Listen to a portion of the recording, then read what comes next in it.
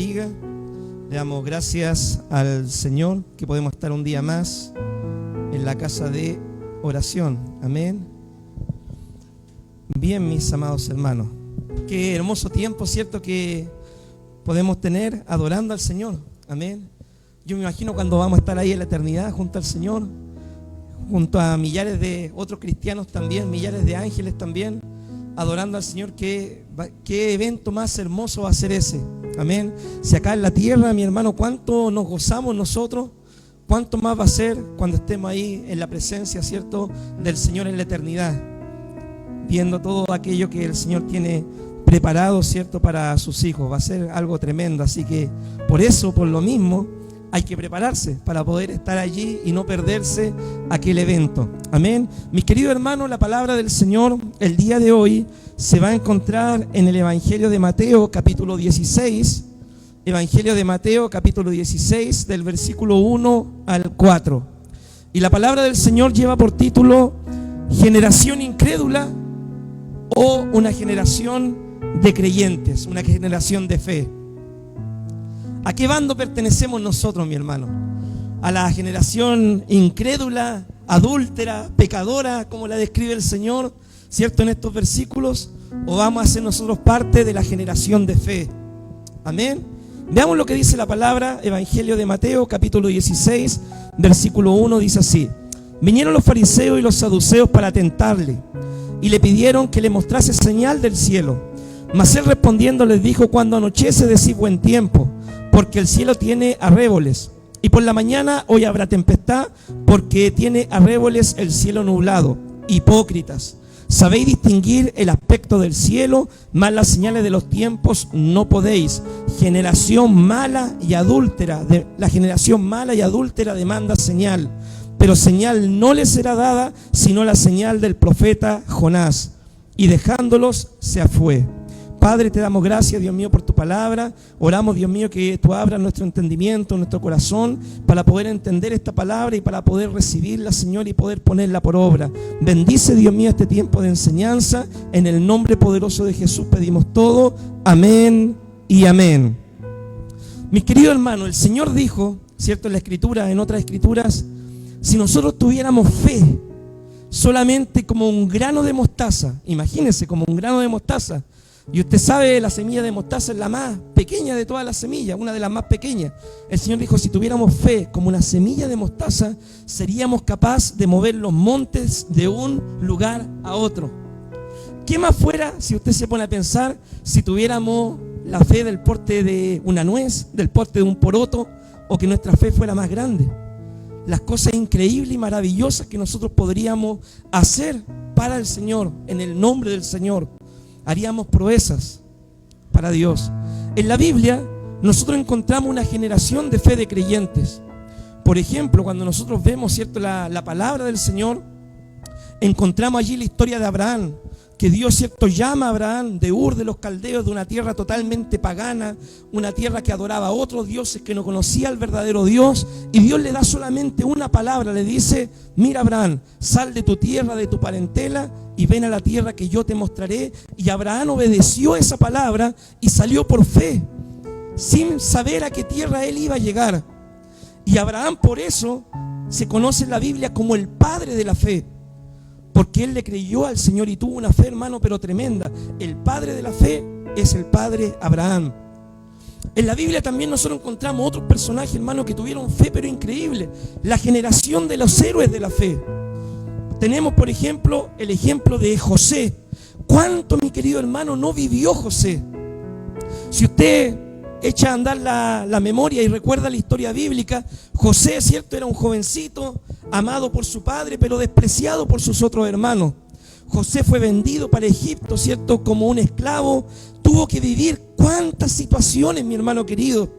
Él fue acusado falsamente de querer quitarle la esposa a su patrón. Fue metido en la cárcel. Allá en la cárcel, ¿cierto?, le hizo el bien a algunas personas. Después se olvidaron de él. Pasó el tiempo. Se cree que José su proceso lo empezó a vivir entre los 17 años. Y finalmente, cuando Dios decide, ¿cierto?, que el tiempo de José había llegado, José ya tenía 30 años aproximadamente. Imagínense todo el largo proceso que tuvo que vivir él para poder llegar a ser el segundo después de Faraón, y Dios por medio de José alimentar a mucha gente y aún a su propia familia. Uno de los héroes de la fe que nosotros encontramos en la palabra, mi hermano, por ejemplo, es Caleb. Cuando los espías, ¿cierto? Moisés manda a los espías a mirar la tierra prometida. Ellos están 40 días mirando la tierra y dicen de que la tierra, hermano, era totalmente fértil. Una tierra hermosa, preciosa, ¿cierto? Dice de que trajeron una uva, hermano, y la tenían que traer entre dos cargando. Imagínense la abundancia de la tierra. Pero cuando dan el reporte delante del pueblo, ellos dicen, pero hay gigantes. Los otros 10 espías, y solamente 2 varones dijeron, nosotros podemos conquistar esa tierra. Solamente 2, que fue Josué y Caleb. Los únicos 2 que le creyeron al Señor. Los únicos 2 que pertenecieron a esa generación de creyentes de fe. Y dice la palabra que después, ¿cierto? Por haber creído al Señor, ellos pudieron entrar en la tierra prometida, pero los otros 10 espías murieron de plagas tremendas. Y cuando Caleb ya estaba anciano, ¿cierto? Él y veía que quizás no le daban su tierra, su heredad que él quería, él fue donde Josué le dijo, ¿sabes qué, Josué? Mira, yo estaba contigo cuando fuimos a ver la tierra, así que dame ese monte. Y como que Josué le dice, bueno, pero tiene fuerza para conquistar la tierra ya siendo una persona adulta, anciano. Y ¿sabe la respuesta que le da Caleb? Le dice, así como era antes, así soy ahora. Ahora tengo quizás más fuerza y más experiencia. Y fue y conquistó, hermano, la tierra. El monte, ¿cierto? El monte ahí que le tocaba por heredad. Esas son la generación de creyentes de fe. Pero también en la palabra nosotros encontramos una generación de incrédulos. Y acá la Biblia lo describe, persona incrédula, perversa, malvada, una generación adúltera, pecadora, una generación que no le creyó al Señor. Cuando Él vino, ¿cierto? Hace más de 2000 años, cuando Dios se hizo carne y habitó entre nosotros. Dice la palabra que vienen los fariseos y los saduceos, donde Jesús, para pedirle que hiciera una señal. ¿Quiénes eran los fariseos y los saduceos? Los fariseos y los saduceos, mi hermano, eran las personas religiosas de la época. En ese tiempo, al igual que hoy, ¿cierto? Había muchas religiones o muchas formas de querer acercarse a Dios. Estaban los fariseos, ¿cierto? Los fariseos, hablando de ellos, eran aquellos que creían en todo el Antiguo Testamento, pero además creían en toda la tradición de los ancianos. El lavamiento de los vasos, que no había que caminar cierta distancia, todo lo que los ancianos, ¿cierto?, le añadieron a la palabra del Señor como reglas de hombre, pero que no eran reglamento de Dios. Ellos respetaban la palabra, pero además tenían otras reglas añadidas, ¿cierto? La añadidura a la palabra. Los fariseos creían en cosas sobrenaturales también. En eso eran semejantes, ¿cierto?, a nosotros que creemos también en ángeles. Creían ellos, ¿cierto?, en los demonios. Creían en todas esas cosas, creían en lo sobrenatural. Pero ellos eran extremadamente religiosos. Extremadamente religiosos, ¿ya? Entonces, este era el grupo de los fariseos. El grupo de los saduceos, era los aristócratas de la época. Aristócrata significa la clase alta. Ellos eran los que estaban a cargo del manejo del templo. Ellos eran, ¿cierto?, los descendientes de Sadoc, ¿cierto?, del sacerdote Sadoc. Entonces ellos estaban a cargo de lo que era el templo. Y los saduceos creían solamente en el Pentateuco, los 5 primeros libros de la Biblia: Génesis, Éxodo, Levítico, Número, Deuteronomio. Para ellos ahí terminaba la Biblia y la revelación de Dios. Ellos no creían en nada sobrenatural. Ellos no creían en ángeles, en demonios. Ellos no creían en nada.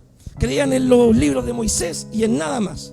Y ellos estaban a cargo del templo, y aparte eran las personas ricas, ¿cierto?, de la época. Se habían hecho ricos, ¿cierto?, por el ejercicio del ministerio, por así decirlo, y tenían el poder político y se codeaban, ¿cierto?, con otros grupos políticos de la época. Los herodianos eran los que iban, ¿cierto?, y conversaban con el gobernador de la época y todo ese tema. La cosa es que estos dos grupos religiosos, los fariseos y los saduceos, eran enemigos, mi hermano. O sea, no se podían ver, ya eran enemigos, no se llevaban bien, pero acá curiosamente se unieron para poder ir en unión contra el Señor. Y nosotros vemos este tipo de uniones que hacían esos grupos religiosos de la época. Se unían con un propósito de ir a atacar a Jesús. Por ejemplo, en otra oportunidad dice que se unieron los mismos, ¿cierto?, con los herodianos, que los herodianos eran las personas del partido de Herodes, que ellos no tenían nada que ver con religión ni con nada de eso, pero se unieron con ellos para ir a atacar al Señor. Y ahí fue cuando le preguntaron: Señor, ¿y de quién es la imagen, la inscripción? ¿De César o no? Para que el Señor cayera así en alguna falta, poder acusarlo, tomarlo preso y ejecutarlo de esa forma. Acá nosotros vemos de que ellos se unen, ¿cierto?, con ese propósito de ir a cuestionar al Señor. Señor, si tú eres el Mesías, si tú eres el Hijo de Dios, si tú eres quien dices ser, dan una señal, Señor. El problema no es que Jesús no hubiera hecho señales.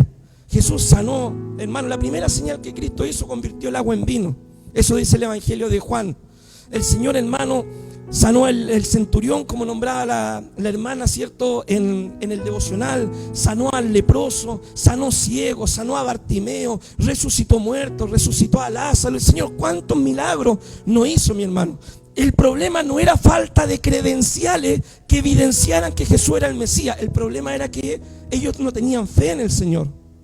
No creían, o mejor dicho, no querían creer que Jesús era quien decía ser el Mesías. Ese era el problema.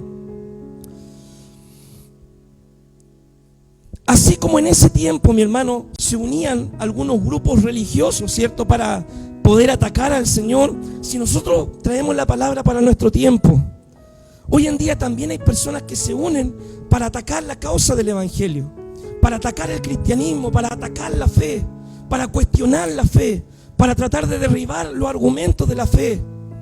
Por ejemplo, mi hermano, hoy en día, en el mundo en general, lo que se está viendo es que hay una política anticristiana. Una política que va en contra de los principios y de la palabra del Señor. Donde la política, ¿cierto?, se usa de las herramientas del Estado y se usa, ¿cierto?, la política de la fuerza que tiene el Estado, ¿cierto?, por la razón o la fuerza. De hecho, bien dice el dicho, porque si uno va en contra de lo que el Estado quiere proponer, te vas preso, una multa, te meten a la cárcel, persecución, te cierran el templo, te censuran. Entonces, mi hermano, hay una política que está controlada por los hombres de este tiempo. Está controlada detrás de eso, el enemigo está detrás de eso. Una política que promueve el antivalores cristianos y promueve, ¿cierto?, el matrimonio igualitario, el aborto, ¿cierto?, promueve la ideología de género y cuántas cosas más, mi hermano, no se van a empezar a ver con el tiempo. Otras personas, ¿cierto?, que se unen en contra de la causa de Cristo son las falsas religiones. De vez en cuando, ¿cierto?, se levantan algunos a atacar el cristianismo. Falsas religiones, falsas doctrinas, herejías se levantan, ¿cierto?, en contra de la sana palabra del Señor Jesucristo. A mí me sorprende muchas veces, mi hermano, yo veo TikTok, ¿cierto?, no lo escondo, ya. Veo ahí de repente, hay videos interesantes, videos que no. Pero a mí me llama la atención la cantidad de creyentes que hacen debate en TikTok. Y peleando acá y peleando allá y atacándose y todo público, ya. Que lo vea Pedro, Juan y Diego por internet. Y a mí me sorprende, ¿cierto?, la guerra que se forma en contra, ¿cierto?, del Evangelio, que yo creo esto, yo creo esto otro, y atacándose, y se supone que ambas personas son creyentes, creerán a su manera, pero se atacan, hermano, pero sin piedad, no dándose cuenta que le hacen un daño al Evangelio en sí, a Cristo, ¿ya? Las filosofías de este mundo, mi hermano, van en contra, ¿cierto?, de lo que la palabra de Dios nos enseña. Filosofías, ¿cierto?, como el materialismo, que la vida consiste solamente en el ahora, en el presente y en las cosas materiales que nosotros podemos lograr. El hedonismo, una filosofía que consiste, mi hermano, en que disfruta la vida. Después de esta vida no hay otra. Así que tienes que disfrutar, pasarlo bien, darle rienda suelta a los placeres de tu carne. Total, Jesús no existe, Dios no existe. Filosofías que se levantan, que cuestionan, que ponen en duda, ¿cierto?, la certeza de Cristo. Ponen en duda lo que Cristo enseñó. La ciencia atea, mi hermano. Por ejemplo, las personas, hermano, en la ciencia, ¿cierto?, hablando los científicos, dan por hechos verídicos cosas que no pueden demostrar. La teoría de la evolución. Bien dice la palabra, teoría de la evolución. Una teoría, mi hermano, es algo, una idea, un pensamiento. No es algo científico que se pueda demostrar. No hay evidencia científica para demostrar la teoría de la evolución, de que usted viene de un sapito que se transformó en mono y que usted tiene pariente en el zoológico. Eso no tiene evidencia científica, pero la gente prefiere creer en eso antes que creer en Jesús. La gente prefiere, hermano, tener pariente en el zoológico, ¿cierto?, que creer que Jesús es real. ¿Por qué, mi hermano? Porque creer en Jesús lo demanda todo. Y la gente prefiere creer una mentira antes que creer a la verdad. El Salmo capítulo 2, mi hermano. Mire lo que dice el Salmo capítulo 2. ¿Por qué se amotinan las gentes y los pueblos piensan cosas vanas?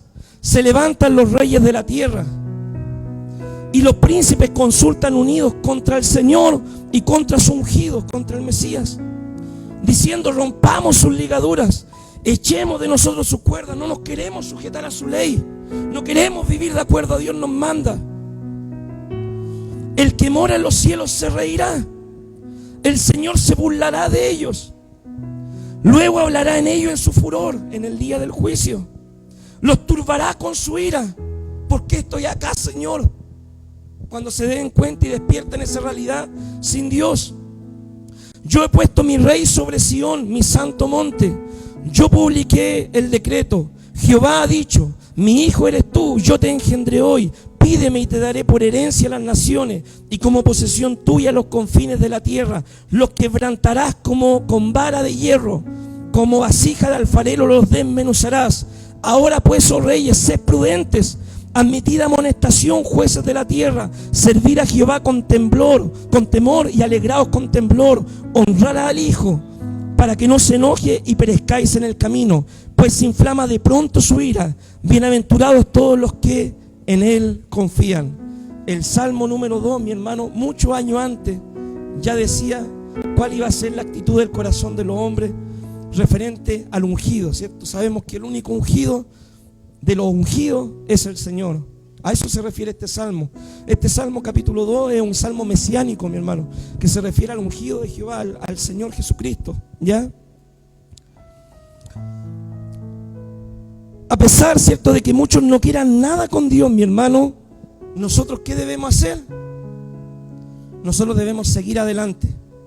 A pesar que la gente se una para atacar el cristianismo, a pesar que la gente se una para cuestionar la fe, a pesar que la gente o la familia o los vecinos o las personas se unan, o el gobierno, la política o las personas anticristianas o la secta o lo que sea se unan para tratar de derrumbar el fundamento de la fe, nosotros ¿qué debemos hacer? Seguir adelante, no perder la fe. De hecho, la palabra de Dios dice, mi hermano, cuando Cristo venga, hallará fe en la tierra. Imagínese el estado espiritual en el que se va a encontrar el mundo y la iglesia cuando Cristo venga en su segunda venida. Muchos, mi hermano, dicen: va a venir un gran avivamiento. Dios quiera que así sea. Pero la palabra de Dios también nos dice que antes de la venida de Cristo va a venir la apostasía en la iglesia. Y muchos se desviarán del evangelio, y muchos predicarán otro evangelio, y la fe de muchos se enfriará, y el amor de muchos se enfriará. Eso es lo que la palabra de Dios nos dice. Y la escritura dice de que antes de la venida del Señor serán los días como en los días de Noé, como en los días de Lot. ¿Sabe cómo eran los días en esos tiempos? En los de Noé, de Lot. Noé era pregonero de justicia, predicaba. ¿Cuántos se convirtieron? Nadie se convirtió. Por gracia y misericordia solamente él y su familia fueron salvos. ¿Cómo eran los días de Lot? Ustedes saben, ¿cierto? Cuando fueron los ángeles a ver, ¿cierto?, a Lot, a rescatarlo, lo que sucedía en la ciudad de Sodoma y Gomorra. Había una depravación descontrolada. Así será, ¿cierto?, en los días de la venida de Cristo. ¿Sabéis distinguir los tiempos? Sabemos distinguir los tiempos, mi hermano. Yo creo de que si a todos nos preguntan cuál es el estado del país, no, estamos bien, estamos mal. Yo creo que si a todos nos preguntan cuál es el estado general de la iglesia, no, la iglesia en general, ¿cierto?, a nivel mundial, yo creo que todos más o menos nos damos cuenta de cómo está la iglesia a nivel general. ¿Cómo está el estado de la sociedad? ¿Cómo está la economía? Yo creo que todos sabemos distinguir los tiempos.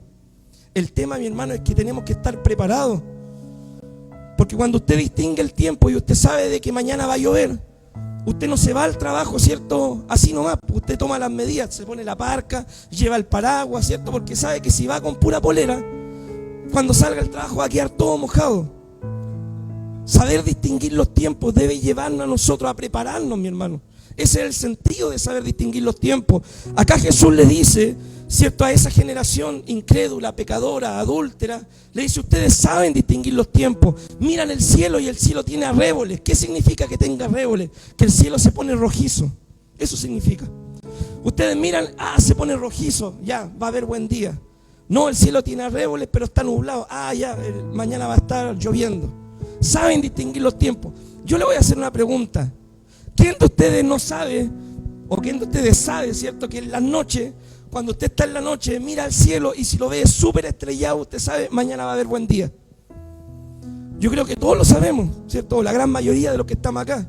Miramos el cielo sumamente estrellado, mañana va a estar bonito. Pero cuando vemos el cielo y está sumamente nublado, mañana capaz que esté de malo el tiempo, va a estar nublado. Yo eso lo sé, pero hermano, desde hace años, desde niño casi. Sabemos distinguir los tiempos también nosotros. Sabemos distinguir el tiempo que está viviendo la sociedad actual. Una sociedad que no quiere a Dios. Una sociedad que está como Sodoma y Gomorra. Una sociedad que se levanta en contra del Señor, de su ungido.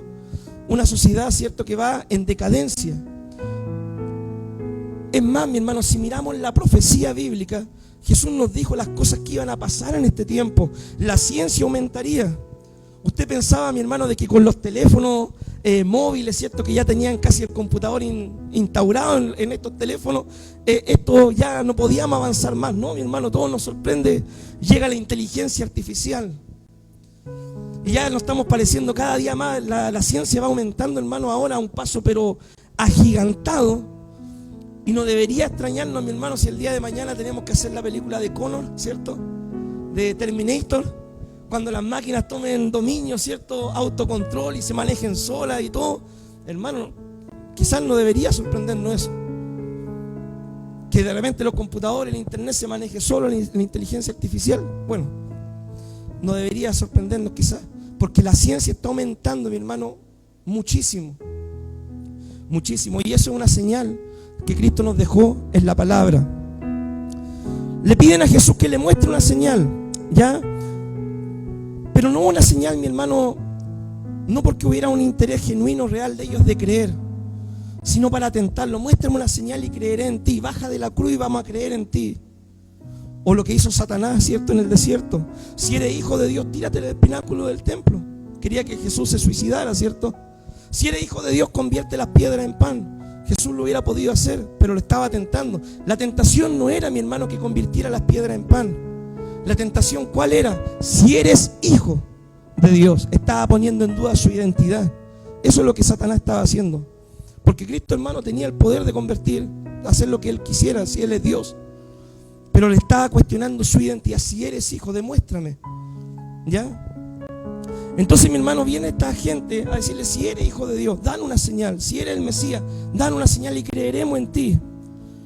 La Biblia, mi hermano, a nosotros nos enseña de que está prohibido tentar a Dios, poner a prueba a Dios. Y Jesús era Dios hecho carne.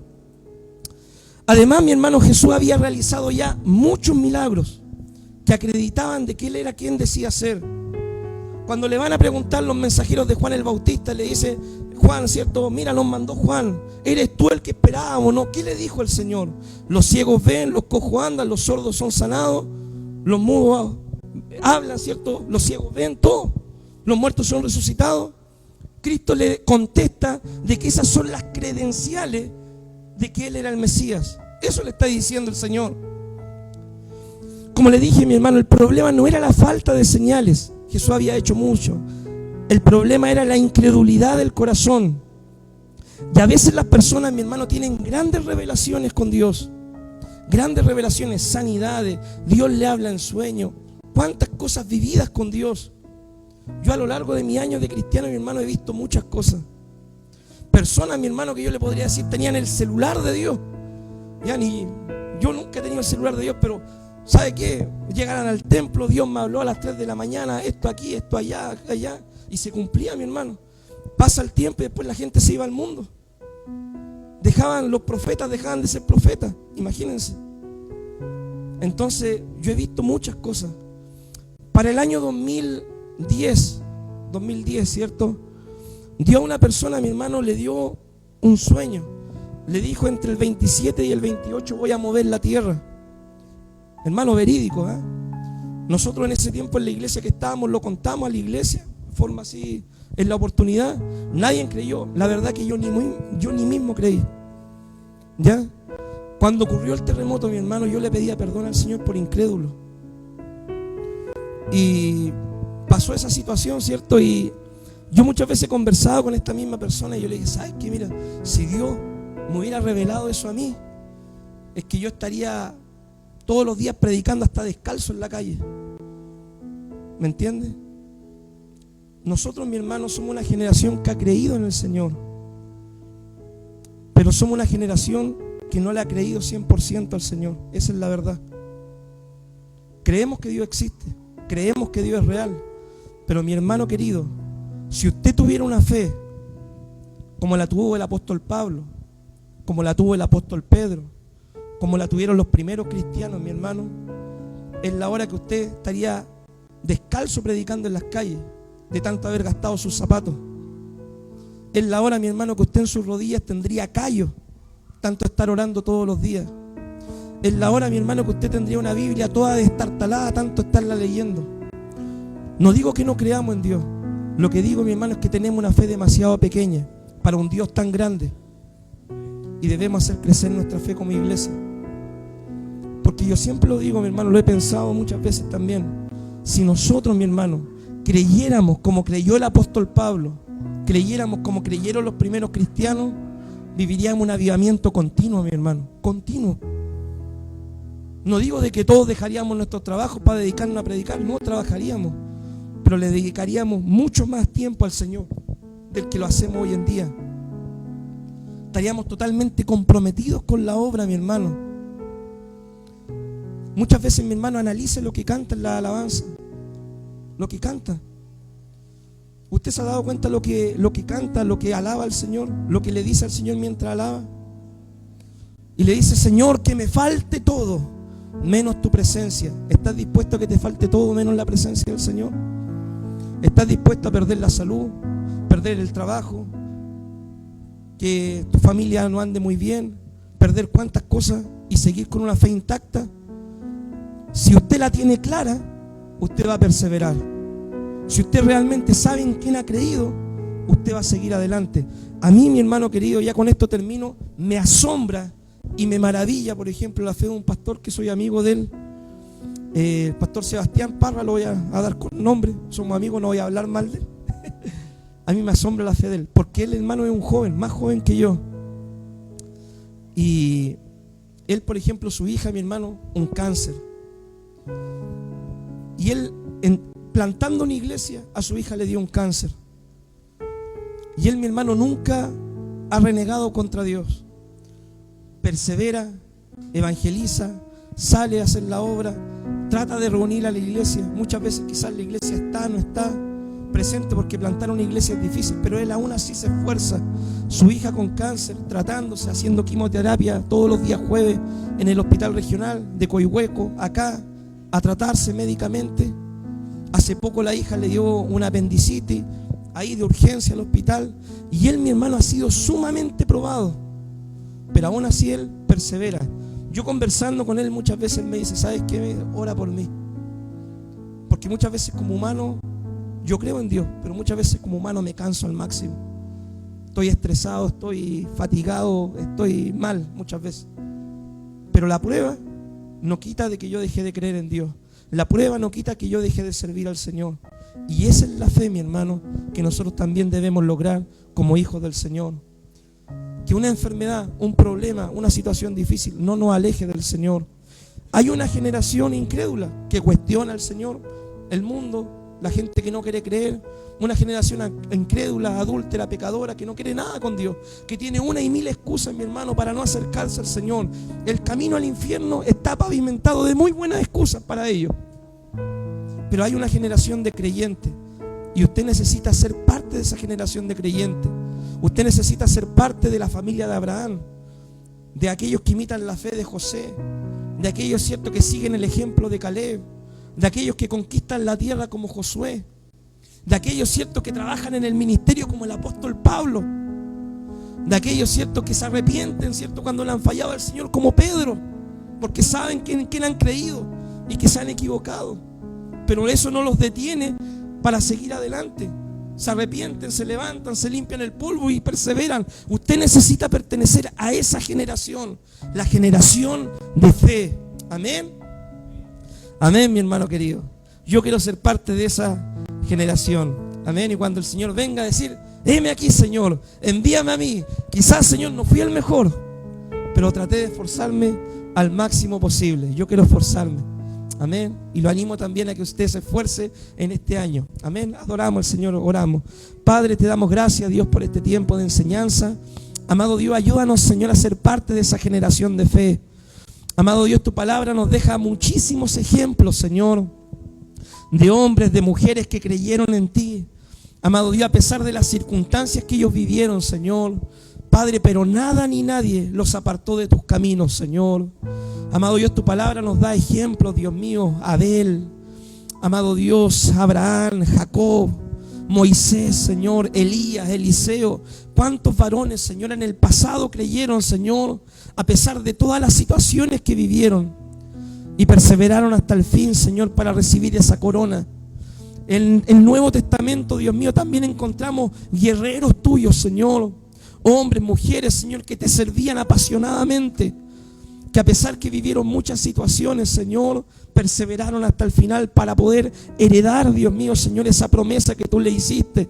Señor, ayúdanos a mirar estos ejemplos, Dios, y poder tomar, Dios mío, como ejemplo de vida para nosotros, y poder, Señor, hacer crecer nuestra fe durante este año, Señor, y que nada ni nadie, ni nada de lo que vivamos, Señor, ni nada de lo que pasemos nos aparte de ti, sino que podamos perseverar y crecer hasta que veamos tu venida, Señor, hasta estar en tu presencia, en el nombre de Jesús. Amén y amén. Que Dios les bendiga, mis amados hermanos.